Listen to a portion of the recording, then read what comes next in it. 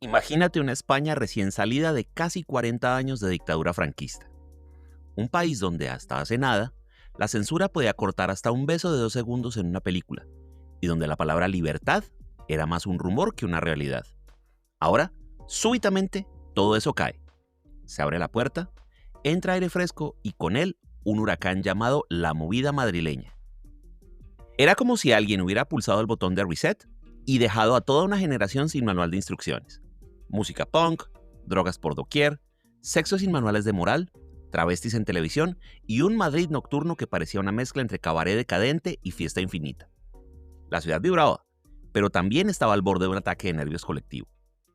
Y justo ahí aparece Pedro Almodóvar, un manchego bajito, de rizos eléctricos, gafas enormes y un sentido del ridículo inexistente.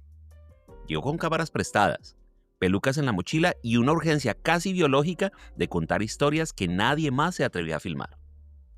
Mientras medio país aún practicaba decir orgasmo sin sonrojarse, él ya estaba gritando deseo a todo color y con signos de exclamación en cada plano. Su cine no aterrizó suavemente, irrumpió como una bofetada en Technicolor. Entre melodramas camp, sexo explícito y personajes que parecían sacados de una telenovela escrita por alguien con fiebre alta, Almodóvar le puso espejo a una España que aún estaba aprendiendo a mirarse. Porque en el fondo, ¿qué otra cosa podía reflejar un país que había pasado de la sotana al vinilo punk en menos de una década? Así comenzó la historia de un director que convirtió lo marginal en mainstream, que rompió tabúes como si fueran piñatas, y que transformó el cine español en algo más grande que la suma de sus excesos. Y sí, tal vez Pedro Almodóvar no salvó a España, pero le dio algo que quizás necesitaba aún más: una estética. Pedro Almodóvar nació en Calzada de Calatrava, un pequeño pueblo en el pleno corazón de La Mancha. Un lugar donde el horizonte es plano, el calor te derrite hasta las ideas y los únicos espectáculos eran las procesiones religiosas y los dramas domésticos escuchados tras las paredes finas de las casas. Y ahí estaba Pedro, un niño que pasaba más tiempo observando a las mujeres del pueblo, su madre, las vecinas, las amigas de la familia, que jugando con otros niños. Y no era casualidad, las conversaciones en las cocinas manchegas parecían mejores que cualquier película. Entre rezos, chismes y el olor a puchero, Pedro empezó a absorber historias, tonos de voz y gestos que años después terminarían encarnándose en sus heroínas cinematográficas. Su madre, Francisca Caballero, era el tipo de mujer que hablaba con una mezcla de ternura y autoridad que luego Penélope Cruz copiaría casi línea por línea en Volver. En la adolescencia, Almodóvar se obsesionó con los cómics baratos, las películas de barrio y los discos que le llegaban a cuentagotas desde el extranjero. Eran pequeñas grietas por donde se colaba el color en una España aún en blanco y negro. Pero él quería más, así que a los 16 años se armó una maleta llena de ropa barata y sueños imposibles, y se largó a Madrid. Su plan era estudiar en la Escuela Oficial de Cine, hasta que descubrió que la habían cerrado por decreto franquista. Bienvenido a España. Viajas 200 kilómetros buscando futuro y te encuentras con una puerta cerrada con candado y un cartel diciendo «Vuelva usted nunca». Así que Pedro hizo lo que cualquier joven obstinado haría: sobrevivir. De día, trabajaba como empleado en Telefónica, atendiendo líneas telefónicas con la misma paciencia que luego tendría para dirigir escenas imposibles. De noche, en cambio, se lanzaba al Madrid subterráneo, bares llenos de travestis, músicos punk y artistas desbocados. Ahí, entre copas baratas y luces de neón quemadas, Pedro empezó a entender que su verdadero cine iba a nacer de ese caos.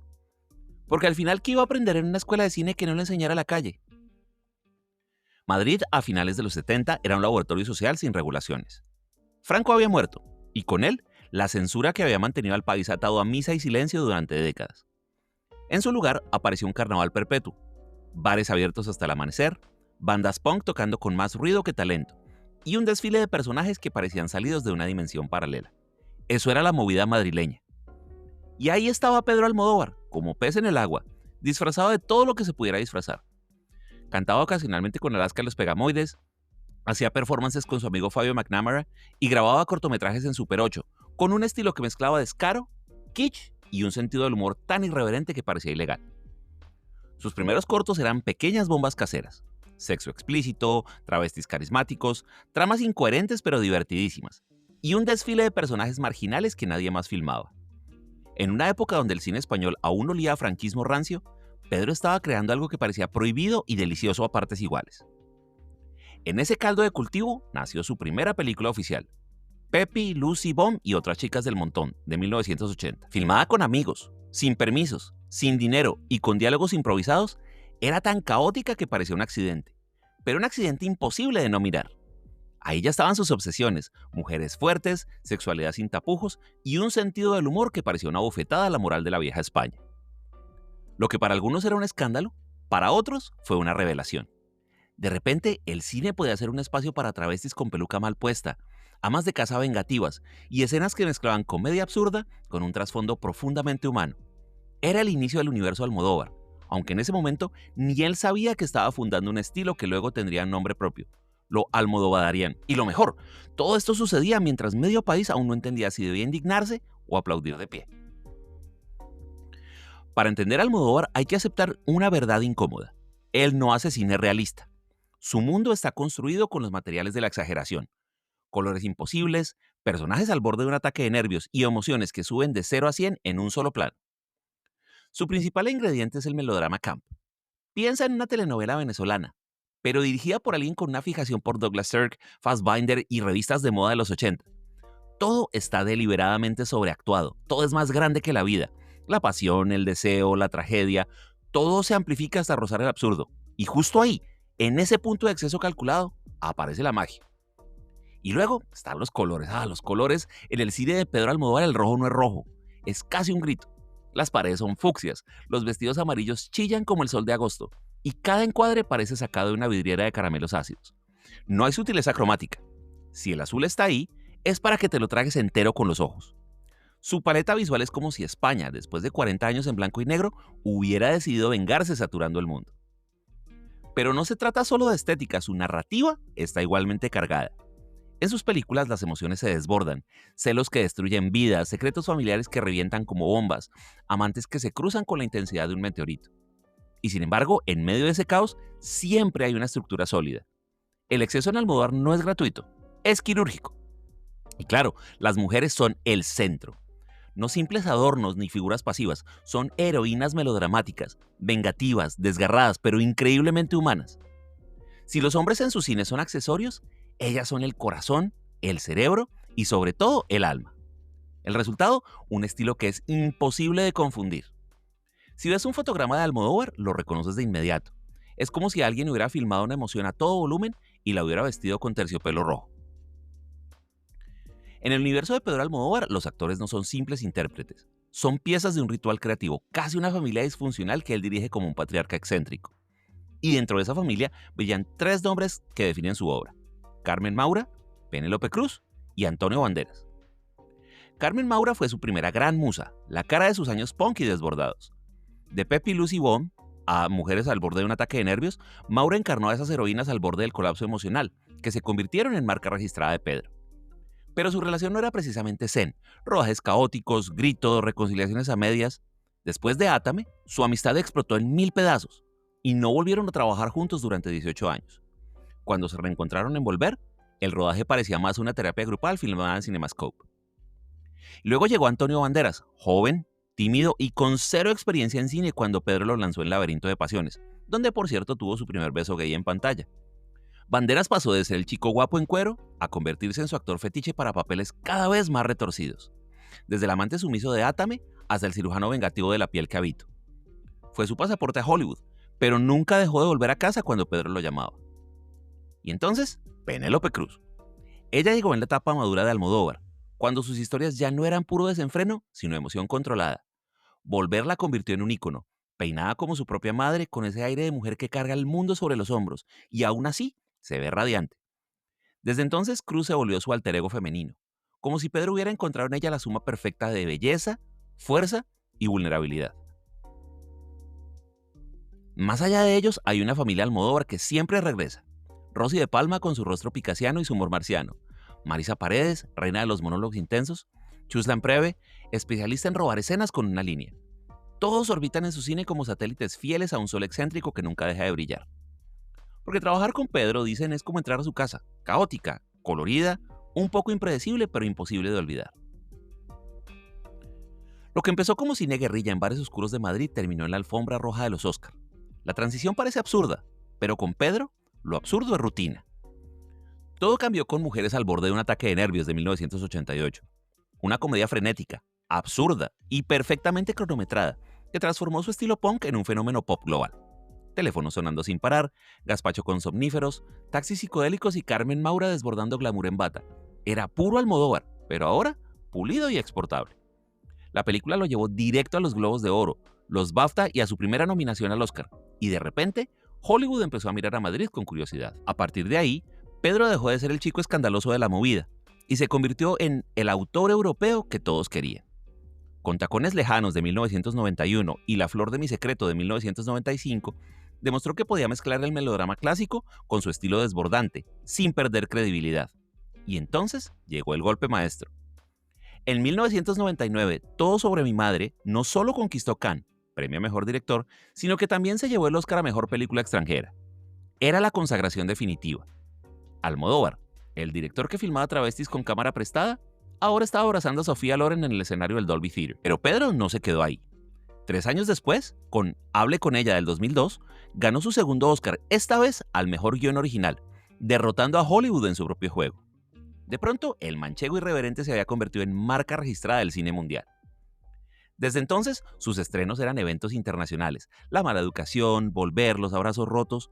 Cada película llegaba a Cannes con la seguridad de que saldría con aplausos de pie. Pedro había pasado de marginal a institución, sin sacrificar una pizca de sus excesos. Porque claro, no solo se trata de premios. Lo fascinante es cómo lo hizo, sin suavizar su estilo, sin renunciar a su sexualidad explícita, sus personajes queer o sus colores imposibles. Hollywood vino a él, no al revés. Si hay algo que Pedro nunca hizo, fue morderse la lengua. En un país marcado por el franquismo, la Iglesia Católica y décadas de represión sexual, Almodóvar decidió que su cine sería exactamente lo contrario. Un campo de batalla donde el sexo, la identidad y la memoria histórica se mostraban sin pedir permiso. Su ataque frontal a la Iglesia fue legendario. En La Mala Educación del 2004, destapó el abuso sexual dentro de los colegios religiosos, mezclando memoria autobiográfica con thriller noir. La película fue un escándalo en la España conservadora, pero también un golpe directo al silencio cómplice de una sociedad que prefería mirar a otro lado. Pedro no solo contaba historias, abría heridas que muchos querían enterrar. En paralelo, su cine fue pionero en visibilizar identidades queer en pantalla cuando aún era un tabú absoluto. Desde los travestis entrañables de La Ley del Deseo hasta los personajes trans de Todo sobre mi madre, Almodóvar retrató la diversidad sexual con naturalidad y ternura, alejándola del morbo sensacionalista que dominaba otros medios. En los 80s y 90s, cuando el mundo apenas debatía sobre los derechos LGBTQ+, Pedro ya los filmaba como si fueran la norma. Pero su política iba más allá de la sexualidad. También tocaba la memoria de un país que no había hecho las paces con su pasado. En películas como Volver, hay ecos de la posguerra y el franquismo que acechan en segundo plano. Madres enterrando secretos, pueblos atrapados en el tiempo, cicatrices que nunca terminan de cerrar. Almodóvar entendía que España no podía mirar al futuro sin enfrentarse a sus fantasmas. Y todo esto, claro, con sexo, humor y colores que te cegaban. Porque Pedro sabía que no hay mejor forma de meter dinamita bajo la alfombra que disfrazarla con terciopelo rojo. Si el cine de Almodóvar siempre ha girado en torno al deseo, hay una parte de su filmografía que lo lleva al límite. Ese territorio incómodo donde el erotismo se mezcla con la obsesión, la violencia y lo prohibido. Y ahí es donde Pedro demuestra que no le teme ni a incomodar ni a cruzar líneas. Un ejemplo claro es Átame, de 1990. Ricky, Antonio Banderas, secuestra a una exactriz porno, Victoria Abril, con la esperanza de que ella eventualmente se enamore de él. Sí, es exactamente lo que parece. Síndrome de Estocolmo filmado como comedia romántica. En cualquier otro director sería cancelable en 3 segundos, pero en Pedro es una mezcla inquietante de ternura, humor negro y sexualidad cruda que deja al espectador preguntándose si debería reír, incomodarse o ambas. Y luego está La piel que habito, del 2011, donde Almodóvar directamente roza el cine de terror. Antonio Banderas encarna a un cirujano plástico que secuestra a una persona y la transforma quirúrgicamente en una réplica de su difunta esposa. Es retorcida, es inquietante y aún así es visualmente impecable. Un thriller perverso en el que la obsesión por el control, el cuerpo y la identidad se lleva al extremo. En estas películas Pedro deja claro que para él el deseo no es siempre ni limpio ni luminoso. Es algo salvaje, peligroso y a veces bastante destructivo. Y sin embargo él lo filma con tanta elegancia visual y tanto control narrativo que incluso en los momentos más perturbadores hay belleza. El secreto, su capacidad para mezclar lo grotesco con lo sublime. Donde otros verían simplemente una historia enfermiza, Almodóvar encuentra una fábula sobre lo que somos capaces de hacer por amor, por venganza o por pura obsesión. Es ese filo entre lo erótico y lo inquietante lo que convierte a Pedro en algo más que un simple provocador. Es un director que no teme explorar los lugares donde el cine suele poner el cartel de prohibido pasar, y lo hace con la misma intensidad que pone un rojo sobre rojo de fondo. Si hay algo que define a Pedro Almodóvar es que no necesita Hollywood, pero Hollywood sí lo necesita a él. Su cine, nacido desde la periferia cultural de España, terminó conquistando al mundo con tal fuerza que hoy lo almodovariano es prácticamente un género propio. Su uso de los colores saturados y la estética kitsch transformada en arte influyó directamente en cineastas como Todd Haynes, Xavier Dolan o Luca Guadagnino, quienes han confesado beber de su desbordante teatralidad. Basta ver Carol o Call Me By Your Name para encontrar ecos del romanticismo visual de Pedro, con esos encuadres que parecen cuadros bañados en luces imposibles. Incluso en Hollywood mainstream hay rastros de él. Directores como Quentin Tarantino han citado su irreverencia narrativa como referencia, y sus personajes queer y sus historias centradas en mujeres anticiparon debates que años después llegarían al cine estadounidense. En cierto modo, Almodóvar abrió una puerta que el cine anglosajón tardó décadas en atreverse a cruzar. Y no solo es el cine, la música pop también lo reclama. Lady Gaga recreó estéticas almodovarianas en sus videos. Telephone, por ejemplo, parece una fantasía de mujeres al borde de un ataque de nervios con homicidio incluido. Incluso series como Pose y RuPaul's Drag Race lo citan visualmente, convirtiéndolo en una referencia queer global. Pero lo mejor es cómo su sello cultural se volvió un adjetivo oficial.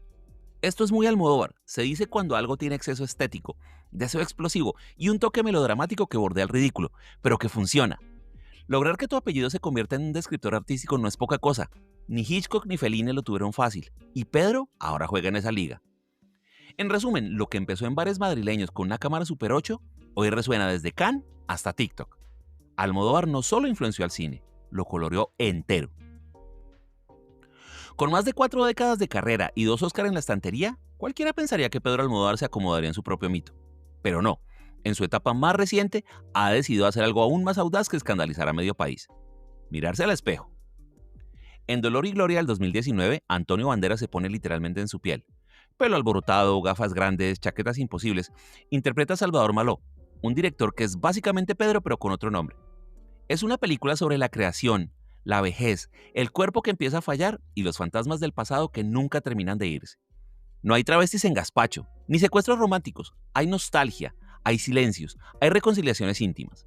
Es como si Almodóvar hubiese decidido bajarle el volumen al Technicolor solo para que escucháramos mejor el eco de su vida. Y funcionó. La película le dio a Banderas el premio a Mejor Actor en Cannes, 6 Goya y una nominación al Oscar. De repente, el director que construyó su carrera a base de excesos nos regaló una obra contenida y profundamente emocional, sin perder su esencia. Después vino La Voz Humana de 2020, su primer trabajo íntegramente en inglés, con Tilda Swinton sola en pantalla, rodeada de objetos de colores saturados que parecían gritar su nombre. Era una pieza corta, casi teatral, que demostraba que Pedro no necesita 2 horas ni un elenco gigante para hacer cine puro. Solo una actriz, un teléfono y un decorado que parece salido de una exposición de arte pop. Y ahora, en esta última etapa, su cine parece moverse entre 2 pulsiones. Por un lado, la introspección autobiográfica, y por otro, el deseo de experimentar sin presión. Pedro filma como alguien que ya no necesita demostrar nada a nadie. Puede permitirse hacer cine que es para él, y sin quererlo, sigue siendo para todos. Porque incluso cuando se mira hacia adentro, Almodóvar sigue hablándonos a nosotros, de nuestros dolores, de nuestras memorias, y de ese extraño lujo que es envejecer sin perder el hambre creativa. Pedro Almodóvar no solo dirigió películas, él redecoró la identidad cultural de un país entero. En una España que venía de décadas de silencio, él puso voces que gritaban, cuerpos que deseaban y colores que dolían de tan vivos que eran. Su cine convirtió lo marginal en universal, lo íntimo en colectivo y lo escandaloso en arte. Almodóvar nos enseñó que no hay emociones demasiado grandes para el cine, que el deseo puede ser tan político como un discurso, y que una lágrima en primer plano puede decir más sobre la historia de un país que cualquier documental solemne. Sus personajes, esas mujeres poderosas, esos hombres frágiles, esos cuerpos fuera de norma, construyeron un mosaico emocional que España nunca había visto en pantalla y que el mundo entero aprendió a amar. Lo más fascinante es cómo, sin traicionar jamás su estilo ni su identidad, pasó de las filmaciones clandestinas en Super 8 a las ovaciones en Cannes y los Oscar, y lo logró siendo exactamente quien era: irreverente, excesivo, sentimental y profundamente libre. Hoy, cuando decimos esto es muy Almodóvar, no hablamos solo de colores y melodrama, hablamos de una forma de mirar la vida, una que acepta el caos, el deseo y el dolor con la misma naturalidad que la risa. Una mirada que dice, la existencia ya es bastante complicada, al menos démosle un buen encuadre y un rojo que reviente la pantalla. Porque al final, Pedro no solo filmó películas, filmó emociones en estado puro. Y quizás ese sea su mayor legado. Recordarnos que aunque el mundo trate de ordenar nuestras pasiones, siempre hay un lugar oscuro, brillante, contradictorio, donde podemos vivirlas a todo volumen. Gracias.